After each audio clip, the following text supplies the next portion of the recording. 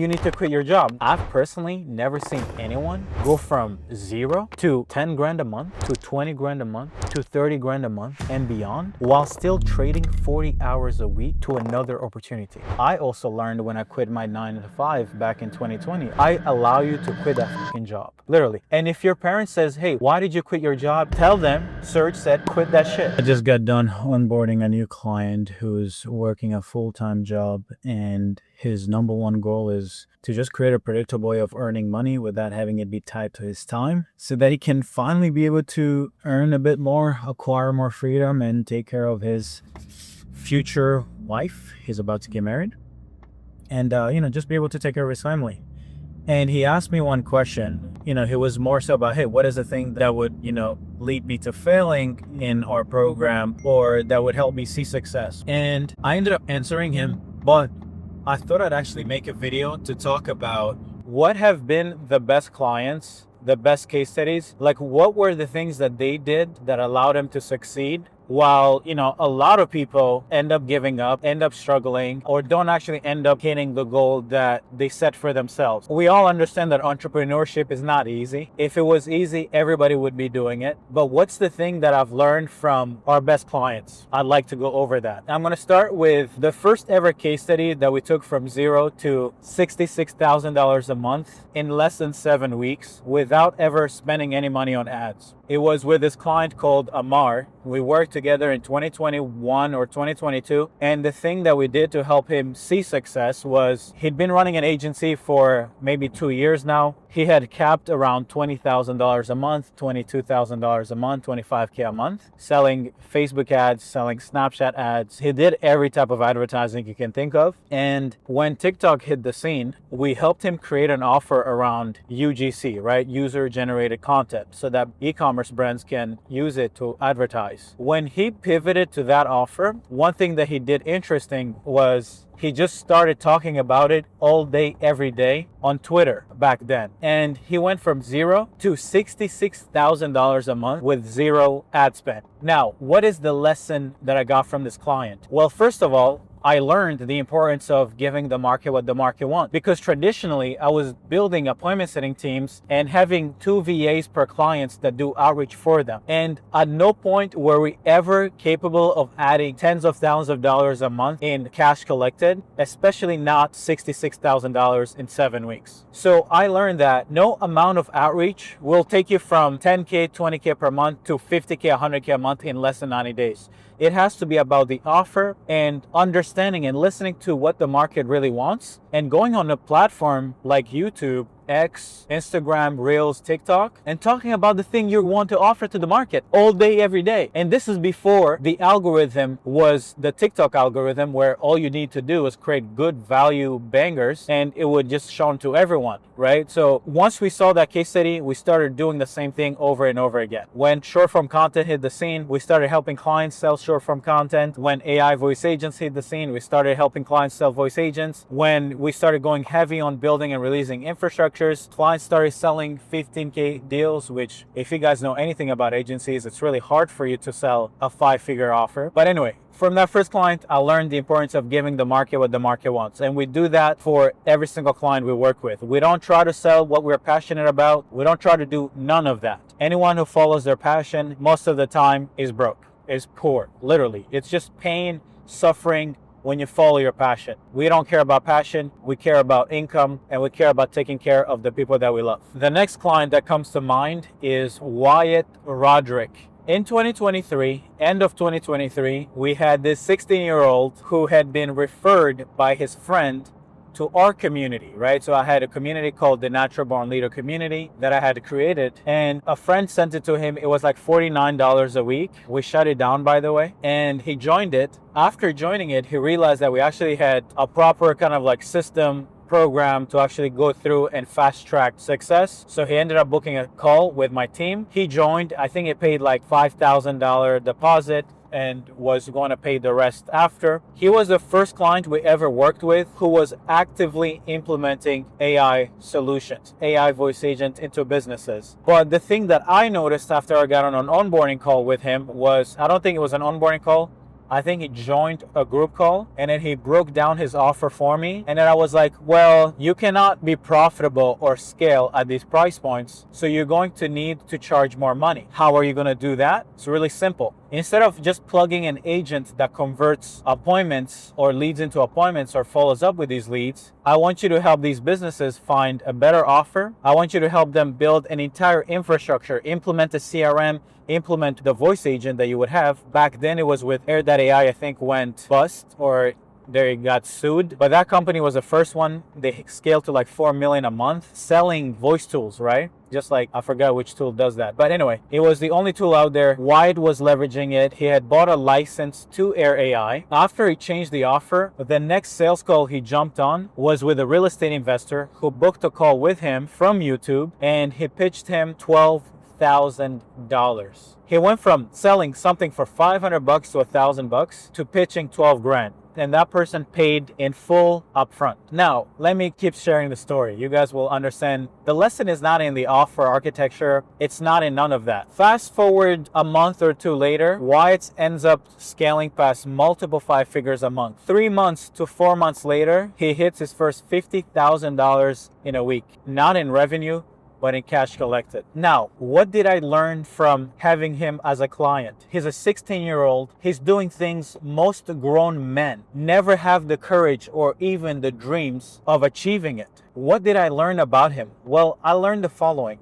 I learned that some people are just made to execute. I've never seen in my entire life, not even myself, I've never seen anyone who executed as fast as Wyatt. And all of the success till this day that Wyatt will have as a young man will always be tied to his ability to get knowledge and to execute as fast as humanly possible. We would literally get off, he would literally call me and I would be like, hey, I think you should do this. He would get off that call. By the next day, he would have executed it end to end. And I was amazed by his ability to execute. It was almost like I was so amazed by his ability to execute that I was literally inspired by his execution speed. And to a degree that I was like, hey, I actually want to partner with you and help you scale your offer further. And, he started doing consulting, everything, all that good stuff. But how many people do consulting or coaching who even do a fraction of what Wyatt did in their first 3 years? No one. So everybody likes to say, oh, it's because he started selling coaching, he started selling info, he started selling this. Well, why don't you go sell coaching? Try selling info. Try selling consulting. Try to make your first 10 grand a month doing it. Be my guest. It has nothing to do with the business model because I know infinite amount of coaches who can't even break through 20 grand a month. A 16-year-old kid was breaking through his first $50,000 in cash collected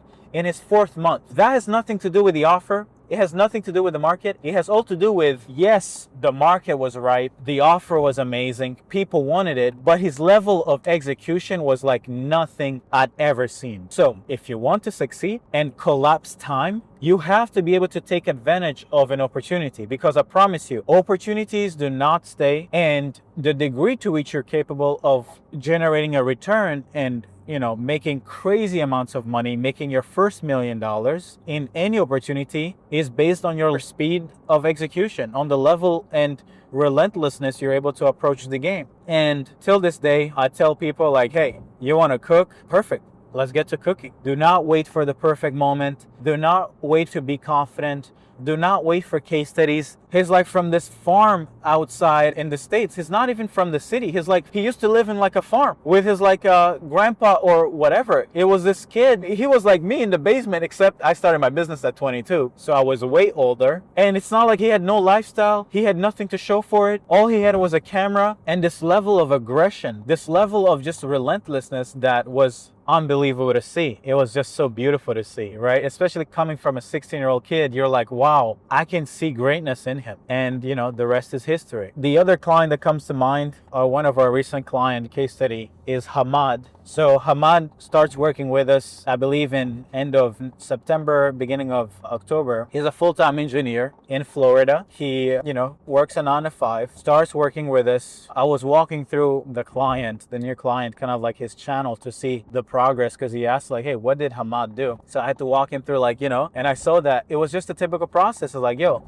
let's pick a niche, let's build the offer, let's put together the VSL, the video sales letter, which is how do you communicate your offer. And Hamad was sending back his assets so we can review them. Fast forward November, he closes his first client, which was $2,000. I think he only collected a few $100 up front, right? But then a month later, I was like, hey, whoa, I didn't know you were working at a full-time job. Congrats on closing your first client. I did a client interview with him. You guys can go see it on my channel. And the reason why I did it with him is because I was impressed that someone working a full-time job could actually, launch ads, get appointments, close deals. And I was like, wow, you did something that most people, aren't capable of doing. And back in November or December 5th is when I had the interview with him. We had recently built Cook AI's Truth Engine, which is the agentic research layer that allows us to use AI to find what works in any niche. And I was like, hey, by the way, I'm sure you've already spent money on ads. You have leads in your pipeline. I recommend you use the new research engine to go refine your offer, do research for your clients or prospects that you've been on a call with, and then start using it to sell. December 8th at 8 p.m. he closes his second client. Monday, December 9th at 9 a.m. closes his third client. 72 hours later, closes his fourth client, okay? Now, again, the point of this video is not to talk about how good we are. So the insight is not about using Cook and the research agent. That's not what I want to talk about. What ended up happening is that the end of December, Hamad went all in, quit his job all the way, right? I didn't know that he quit his job and he went all in. But a month later or a few weeks later, I ended up learning that he quit his full-time job when he posted his first like 10K per month. I did not know that he had quit his job. And today, Hamad is doing over $25,000 a month. He's going after a boring niche, helping them solve their lead generation problems. There's this new opportunity within the local service market where a lot of businesses don't have their own acquisition engine. They normally buy leads through vendors. They, work through agencies, and they're now wanting to finally have their own engine that essentially brings leads, runs their ads, nurtures their leads, all that good stuff. That's what Hamad is essentially selling, okay? Now, what do I think I learned from Hamad? Besides the strategy of what he's doing, doing content, running a little bit of ads behind the content he's doing, that's the strategy. That's the shit that you can ask AI. But what you cannot ask AI is the courage to go all fucking in. No one is going to teach you that you need the courage and that you need to quit your job. No one is ever going to ask that of you. I will never ask you to quit your job. But I've personally never seen anyone go from zero to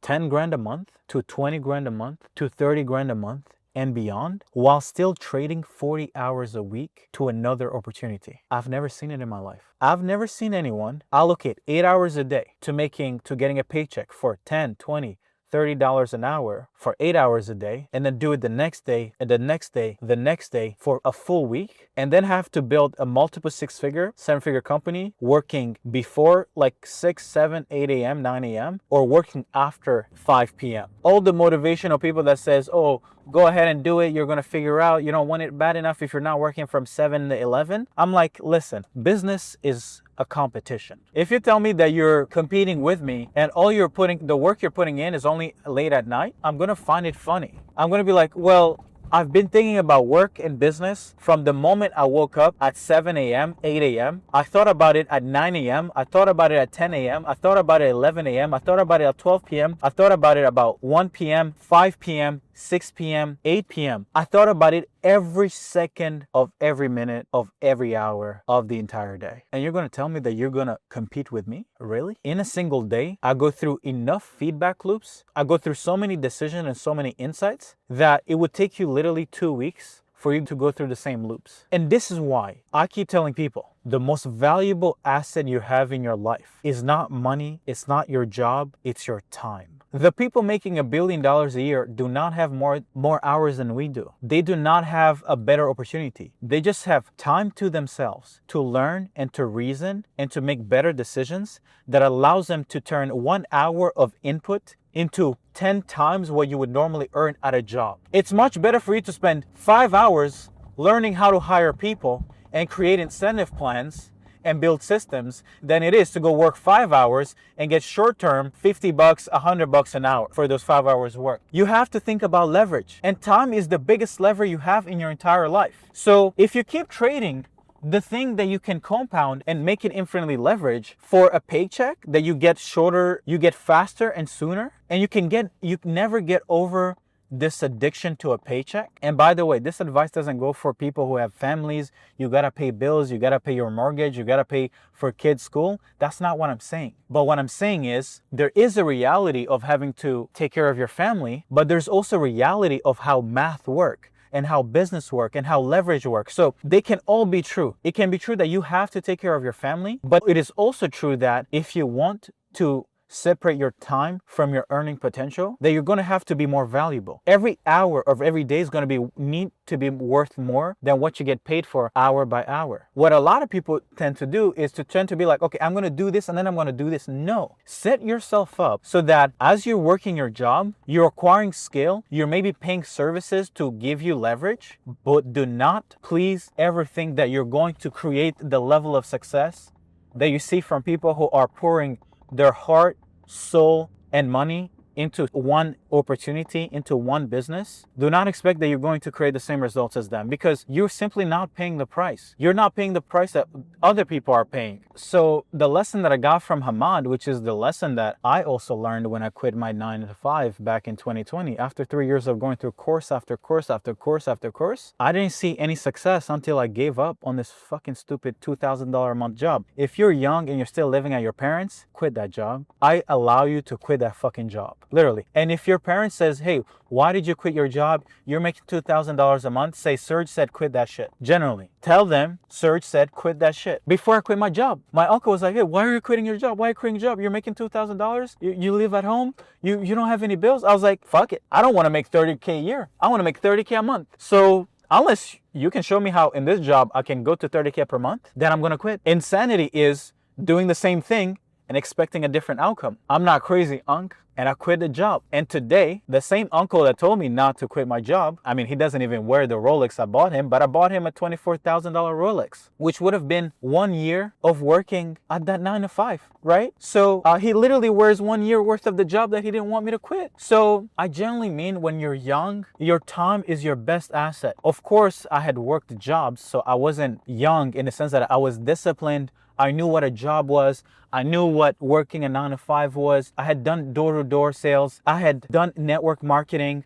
I had read books, Napoleon Hill, Think and Grow Rich. I had done all of it. So maybe if you're incompetent and you don't have any structure, knowledge, and you can't think for yourself, then maybe don't quit. But if you've also wasted all that time and you've acquired all the knowledge, you've read all the books, and your brain is well brainwashed around being an entrepreneur, go all in. I promise you. There's something magical that happens. I'm going to cat card, by the way.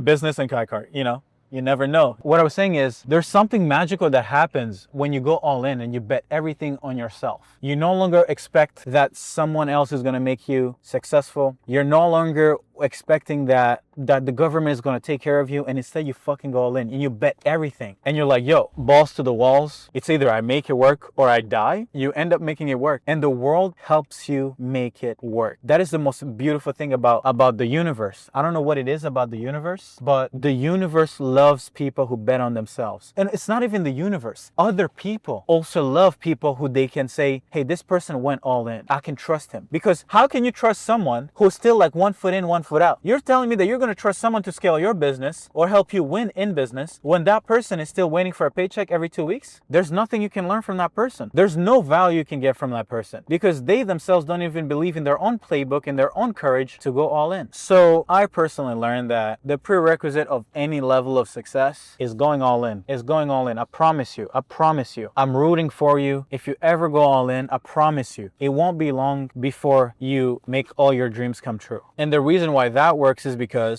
everybody loves people who take risks. Everybody wants who was it? Rocky, the movie Rocky, when he's finding the villain? Everybody loves a good hero's journey. It's the best hero's journey. You know how I think about it whenever I think about my life? Like imagine I'm 60 years old, right? And I'm thinking about my journey as an entrepreneur. I was born in Rwanda. I was not necessarily going poor, it's not like I was living in this shackle with without food, right? I had an okay life, right? I went to high school, I went to whatever. Then I got the opportunity to immigrate to Canada. I don't necessarily have an entrepreneur family, but I told myself that I owe it to myself that if I get the opportunity to come into a world of opportunities, that I would not waste it. And, I started buying courses. And actually, before I bought courses, I tried every other opportunity you can think of. I joined network marketing, pyramid schemes. I went and did door-to-door sales in winter in Canada. I literally quit CJEP college so I can go knock doors. Who the hell does that? Who drops out of college to go knock on doors? I did.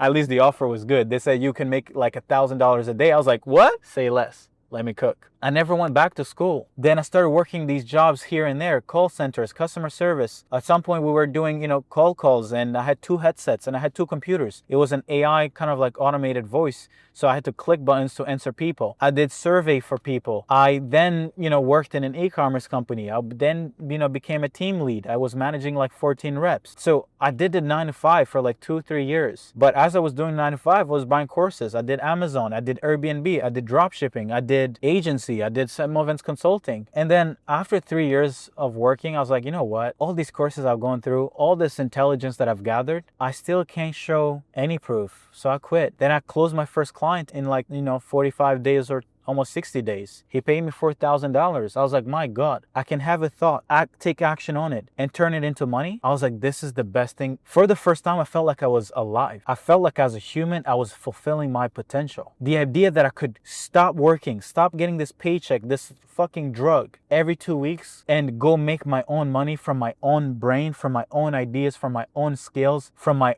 own urgency. It felt so amazing. And then, I learned that the offer wasn't good, so I shut that down. Then I started doing appointment setting for other agencies, and then I hit my first 10K per month. But then I hit my first 10K per month. Then I hired, 10, 14 more VAs. Then I hit 30K a month in like 4 months, right? By May of 2021. It was like living in a dream, right? It was like unbelievable. Then I was like, you know what? I'm meant for more. I was like, can I do 300K a month? I'm like, fuck it.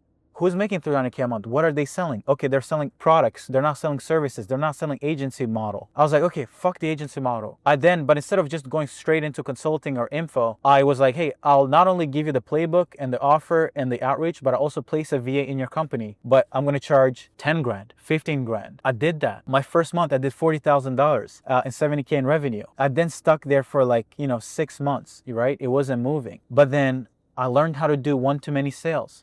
Webinars. I went from 80K a month to 180K a month. And then I stopped doing it. Then I stuck at 100K a month. I was doing YouTube, right? But then in October, I was like, you know what? Let me do another webinar. No, I did September, the first webinar. And October 2022, we did $330,000. We went from $110,000 in cash collected to $300,000. And then the following month, we went from 300 something to like 334K. And then that was November. I was like, my God. Keep in mind, this is like 30 new clients at like 10K new customers every single month. Then I was like, you know what? I can't stop this. December, I did it again. We onboarded 45 new businesses in the month of December. I did over $500,000 in cash collected. Do you understand how unreal that is? To quit your job and in 2 years be making $500,000 a month with like 400 grand of that being profit. And then fast forward today, 8 figures later. Like, how do you make up this life? Like, what is the life? How can I define this life to someone who never bets on themselves? You can't replicate my case study. You're not going to be able to, right? A lot of the things had to align, but it's just opportunity, meets preparation and relentlessness and then a little bit of leverage, then millions happened. But, most people think that it's some made up stuff. No, it's hard. It's not easy. But if you learn the right lesson and, maybe apply these 3 lessons, go all in, execute like a 16-year-old and give the market what the market wants. That's it. That's all you need to win. All the strategies, guys, already are there. The playbook, the this, the that, the systems, that's a commodity. Nobody cares. The only thing no one can do for you, execution, have urgency. By the way, when I say execution, I'm not saying you have to do it. I'm saying you have to have urgency to execute the thing you need to do right there and then. Not next week, not when it gets, no. Stop, as you're watching this video, pull up Claude, pull up Cook. If you have access to try Cook, build something. Pull out your phone, record a little video, post a reel. Do it now. You have a prospect in your pipeline, send them an email, send them an SMS, take your phone, call them. Have urgency to get the life you want. And then if it's not working, nobody's buying from you, change your offer, right? If the business model you're stuck in back end, change your business model. Change the leverage you have in your back end. Start selling something that has more leverage. That's it, at least for my end, guys. I hope you guys found this valuable. I'm happy to drop bangers like these. More talking, sharing insights, sharing some of the lessons. But that's it. There's nothing immoral, guys. Take risks. You owe it to yourself to do so. And you owe it to yourself to change your life. What's the point of living? You want to live 100 years of average and mediocrity? I would rather live 1,000 lives of hardship and sacrifices than to go through one life of mediocrity. And that's, hopefully, this is enough motivation for today. I need a drink. Take care. Okay, guys, so maybe to wrap up the day, could show you guys a little bit of numbers, a little bit of sales. Someone just paid for our program 38 minutes ago on one of our payment processor. Today I've made a little, $19,000, 20 grand or so USD. Another person paid another 10 grand through another payment processor. So it's a little, a little 30 grand a day. So you guys might see me outside, but I rarely be outside if I did not earn the right to be honest. I can't seem to enjoy the present unless I make progress, unless I make money. It's a little crazy to say, but when you're an entrepreneur and you have millions of dollars of expenses and you have to take care of not just your family, but your team's family, it's a lot of pressure. So, I can't even fathom sometimes when, on my level, right, which is a multiple 7-figure a year business worth of expenses, I can't think of, let's say, someone like Elon Musk or a company like, of course, Apple makes crazy amounts of profit, but even that's insane. Like, they cannot afford to be mediocre. You know what I mean? Because if they miss even like 1 or 2 years of profit, they're cooked, right? As much as they make 400 plus billions of dollars a year in revenue, it might be 300 plus, but it doesn't take long until you've burned all revenue on people. So it's pretty crazy. But anyway, today's a good day. I might actually launch some ads before I have dinner because I haven't ate yet. So I'm just trying to think if I launch ads before or if I eat and then launch ads. We'll see. But anyway, thank you guys. Take care.